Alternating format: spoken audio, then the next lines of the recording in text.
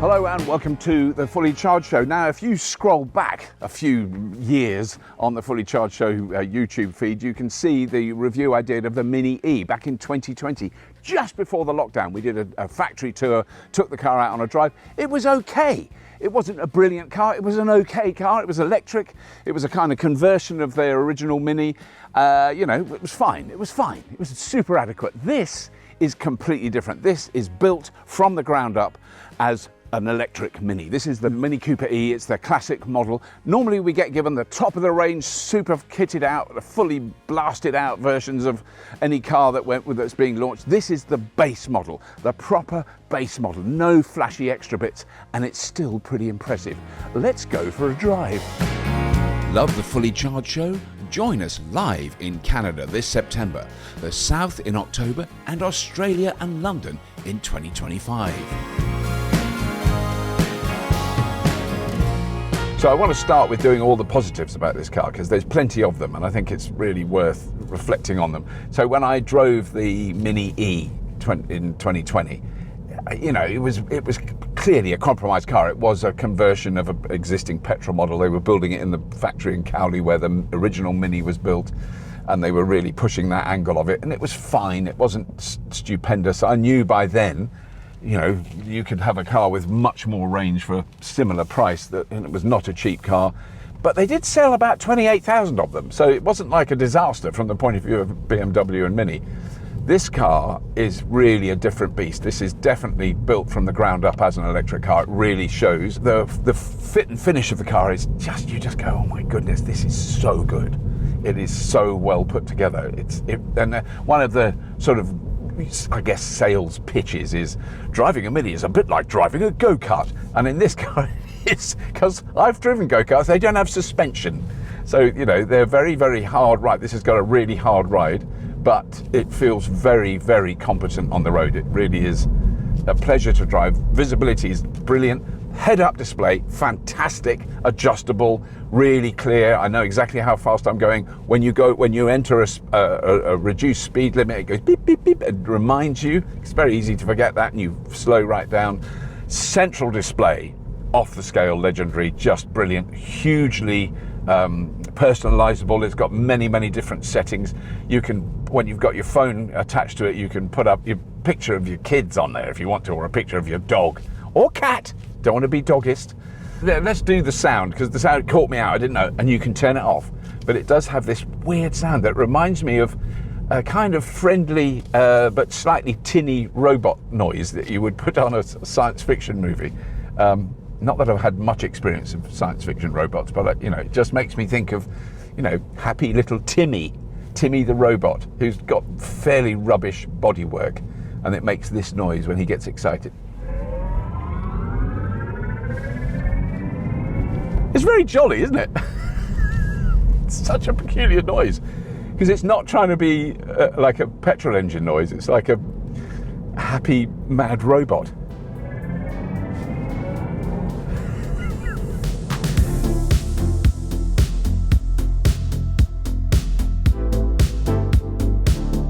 So the interior of this car I really like. As soon as I got in, I went, oh, this is nice. The little start thing, it's like a little key in an old-fashioned car, except it stays there, and you just put your foot on the brake and twist it, it all comes on. Really, really nice features. This, I think, is extraordinary. This is a round screen. No one else has done a round screen. Why have Mini put in a round screen? Is it just to be trendy? No, they always had a big round dial in the middle of the dash on Minis, on the classic Minis. This has got the brilliant, it's just an amazing screen, it really is cool, and a really, really good heads up that really works. It's fractionally below your eye line when you're driving. You're very aware of speed, of all the other things, sat-nav directions. This is endlessly adaptable. It has lots of different versions of itself. So there's core. Is that going to do it? Oh, let me just see. Green. Yes, it's coming. Here we go. Oh, it just changes everything. Everything's slightly better. Oh, I prefer that actually. The battery and the power is different. I can see that. I haven't used these while I've been driving because I've been concentrating on driving safely. So that's your sat-nav in the middle of that. But then if you want to have your sat-nav take over, It's a bit difficult because we've got the door open, so and we're in the middle of a field, so it's not showing you exactly all those things.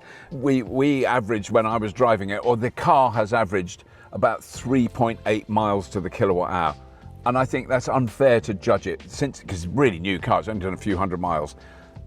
It's had hundreds of different drivers drive it, and they will all have been hammering it, really. So I think it's a realistic and plausible possibility that you would get maybe 4.5 if you drove carefully miles a kilowatt hour, which is really good, which would mean you would be close to the 140, 150 miles of real actual range in a real car on a real road, as opposed to the WLTP, which I believe is about 190 on this car. It's crazy. You would never get that.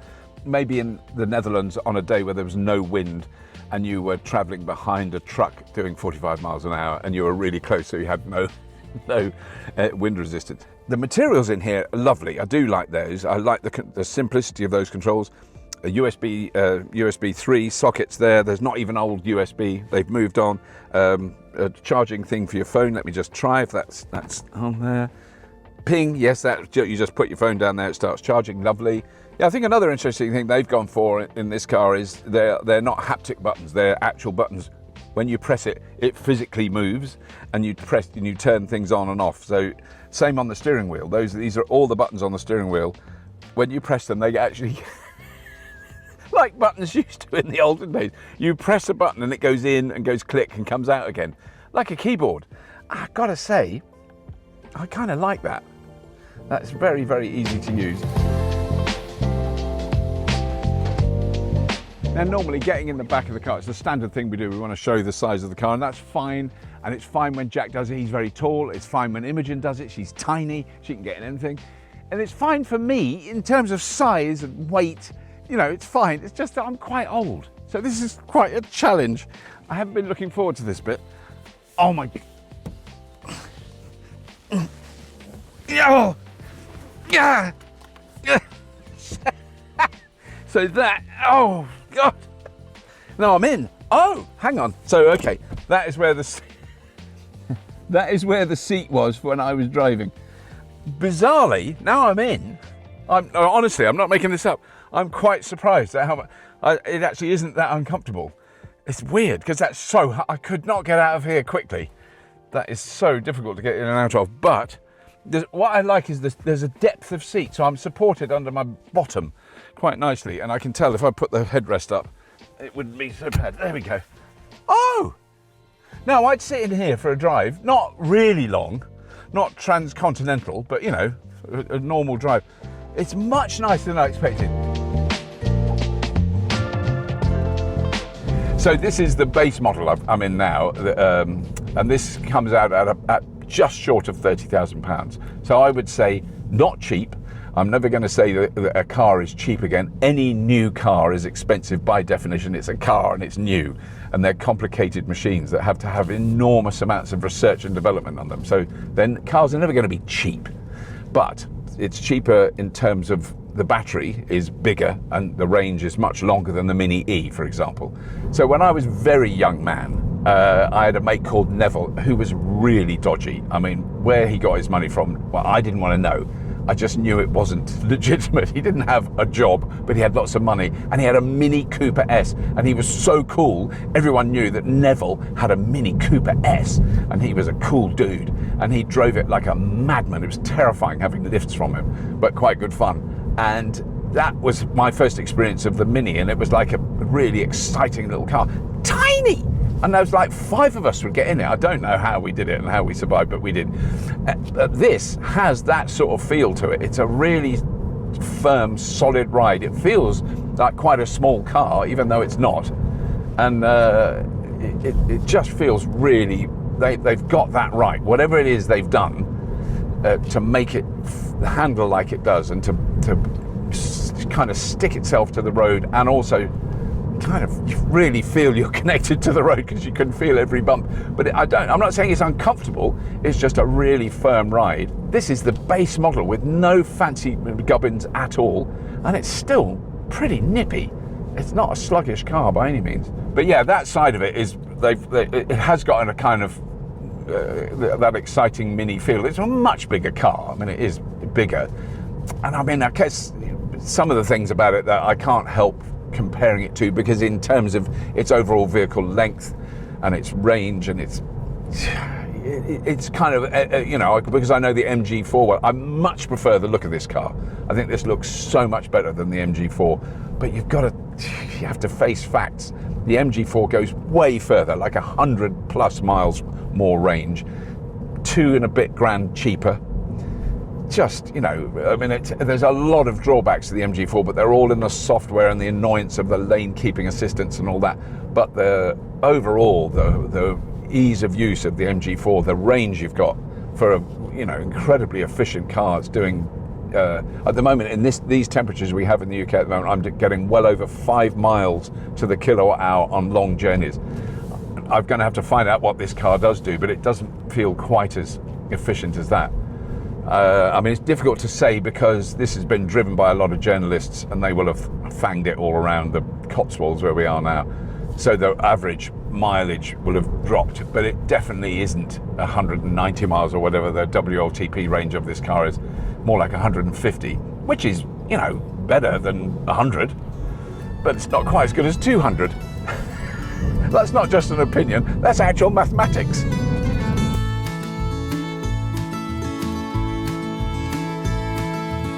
I mean, one of the advantages BMW have with the Mini brand is it is instantly recognizable. You know, it's been built up over such a long period of time. It's a much loved car. You know, it looks like a Mini. There's no way it doesn't look like a Mini. No one's going to look at that and go, oh, is that a Honda E? No, they're going to know it's a Mini, even though this one is a similar color to the early Honda E's. I think this is interesting. Big round lights, no other tribbly bits of lighting. There's no side lights or indicators. It's all built into that. And that's the same on the rear as well. It's a very simple one LED system that does everything. Really simple shape, and I do like the design of it. I think the point is that although this is a completely rebuilt, redesigned, you know, re-engineered model of the Mini, the actual bodywork is pretty similar. We were being followed by the old style Mini before. I couldn't, yeah, Jack would be able to tell the difference. He'd be able to give you little bits of information that make it different. I couldn't see it, to be perfectly honest. The back, very different and much, much better. Really love the back. I really enjoyed driving this car. It is really fun to drive, no question. I've driven other cars where I go, it's all right to drive, it's comfy to drive, it's safe to drive. It's not that much fun. This is fun. This made me laugh and giggle driving this. It's really good fun. And I've really driven it very little distance at all. We barely moved at all, but, you know, had enough to get a feel for it. It's just so hard not to compare it with cars that are in a similar bracket in terms of size and in terms of cost. And there's just, the range is still not, you know, people always want to know about the range. And I think actually 150 miles is totally adequate for anyone driving anywhere, because that's 3 hours driving on a motorway. You shouldn't drive longer than that. You need to stop and have a little break. I can't do 3 hours on a motorway. I've got to have a wee. You know, we're human beings, normal. So that aspect of it is slightly disappointing. I can't help being a bit disappointed with that. I can't help being disappointed with the fact that it's £7,000, so around 10,000 euros or dollars more than the petrol version. Why is that still the case? What is happening with these old manufacturers that have been making cars for decades? Why are their electric models still so much more expensive? The challenge isn't from anywhere other than China, let's be honest. That's where there's cars this size that will have 100 miles more range and cost between £3,000 and £5,000 less. What are you going to do about it, BMW? You need to think about it. And why are you still making petrol cars? In 2024, why is anyone making petrol cars? So that's just me having a rant about it, but you know, I really want to like this car, and it's definitely a huge step up from the Mini E that we saw in 2020. That's it, really. I don't know what else to say about it. Tell your mates about the Fully Charged Show. Please do subscribe if you haven't already. And as always, if you have been, thanks for watching.